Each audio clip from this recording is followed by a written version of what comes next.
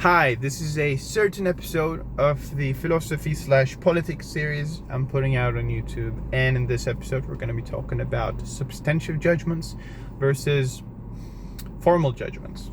This is a very important categorical way of looking at ontological and epistemological philosophy, and I think it's very important in understanding how philosophers, both from the left and the right, try to justify their views through avoiding substantive claims and focusing on formal claims.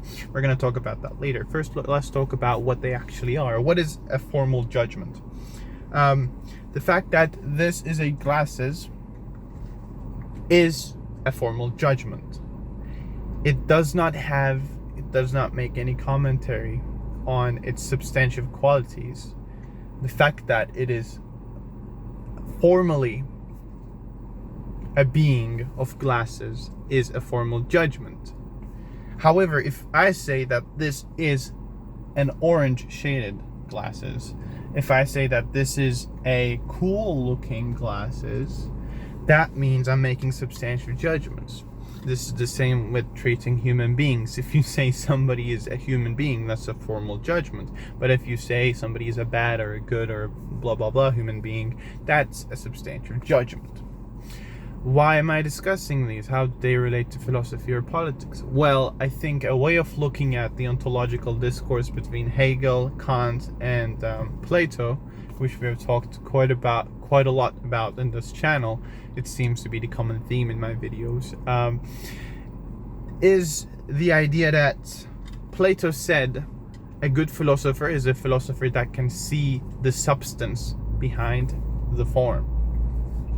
Whereas Kant says it is impossible to access substance through the form, because form is in itself a limit to our intellectual capacities. So therefore we're limited to reach the substance behind the formal appearance of a subject, right? So that's similar themes between appearance and essence, form and substance, appearance being form and essence being substance. What did Hegel say about this? Hegel said appearance and substance are appearance and essence are one and all together.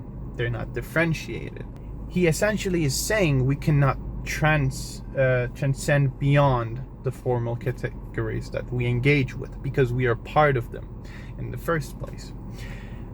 In the world of politics, you see a lot of people, as I've said before, try to disassociate themselves from making substantive judgments. The biggest example, almost the most comical example of this, is Hayek. Philosopher Friedrich Hayek, if you've read him at all, is a Nobel Prize winner in economics, and he likes to talk quite a bit about law, because law is an essential part of economic theory. And his idea is that to have a just society is to have a society with previously created rules. That means rules would have a formal characteristic as opposed to substantive ones, because all the people trying to regulate themselves in order to fit those rules would have to regulate themselves in the same way, knowing the rules are identical and applying to everybody at the same time. So in his opinion, this takes the laws from having substantive qualities and makes them formal. Substantive laws tend to favor a certain group of individuals over certain other group of individuals. The very materialistic approach to this is, if you have healthcare policies, state healthcare, you're going to have to tax a group of people who are not sick. So you're essentially favoring sick people over not sick people.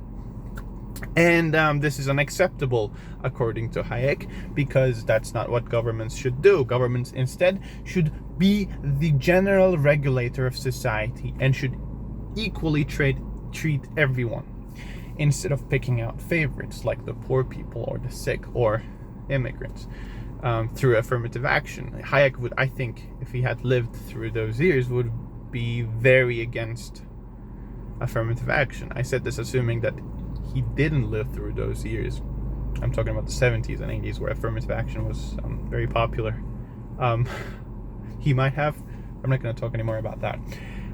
The problem with Hayek's idea is that if you take a Hegelian lens to it, he cannot escape making substantive judgments within his formal judgments, right? Because they're one and the same, according to Hegel. In the practical level, the very rules that are the groundwork of society, according to Hayek, which are, typically free market, are in themselves favoring groups of individuals over others. Because Hayek seems to assume that all individuals have equal characteristics, equal capacities to expand themselves, and through their free will they do such things. However, you can say that some people with certain characteristics are destined not to benefit from the capitalist market economy, because it is those very capitalistic rules that favor certain groups of individuals over the others. 1% of all the world population is either a registered or a non-registered psychopath. This percentage keeps increasing as you start reaching the executive offices, the business leaders, the typically, calm and collected groups of people who are very ambitious entrepreneurs.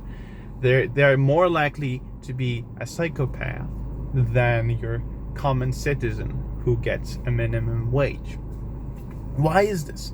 Well, it's because capitalism in itself rewards psychopathic behavior. If you have no empathy towards your workers and you have no problem exploiting them, you're obviously going to be more rich.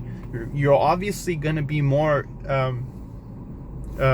capable to treat labor unions as uncooperative and destructive beings and get them out of the way because you have no empathy, right?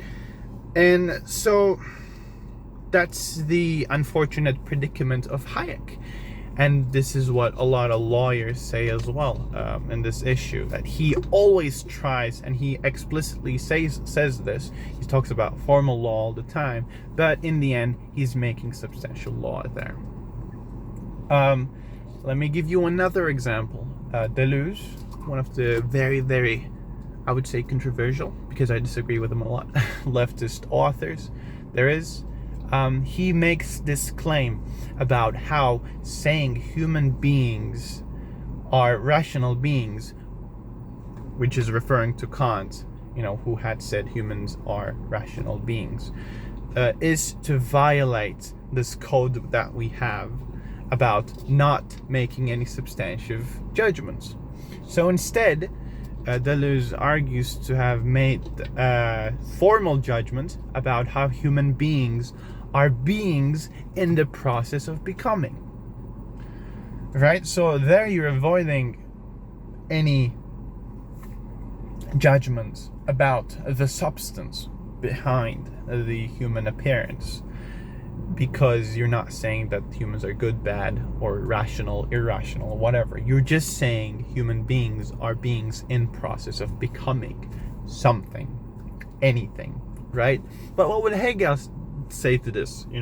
He would say that that's a very bad predicament you have got going on right there, because you're wrong. You can't escape making substantial and formal judgments simultaneously all the time, because the essence and the form are one and the same.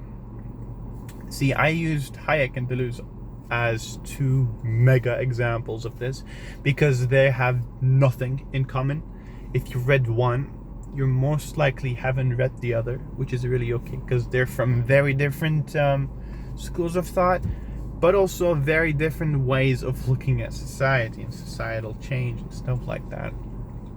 Needless to say, I think our understanding of Hegelian approach to ontology can help us formulate arguments and debates in cases where people are trying to be more objective by avoiding, that's the good word I just came up with, I thought about it right now. I didn't come up with the word objective, but it's a good word to use in this case, because people try to appear objective in making judgments about certain things by using formal judgments rather than substantive ones. But Hegel, you know what he says? You can't do that, man. You're doing the same thing that everybody else is doing, so you're not any better. Bam. That's what, yeah. All I wanted to say today. Thank you guys for listening. Bye.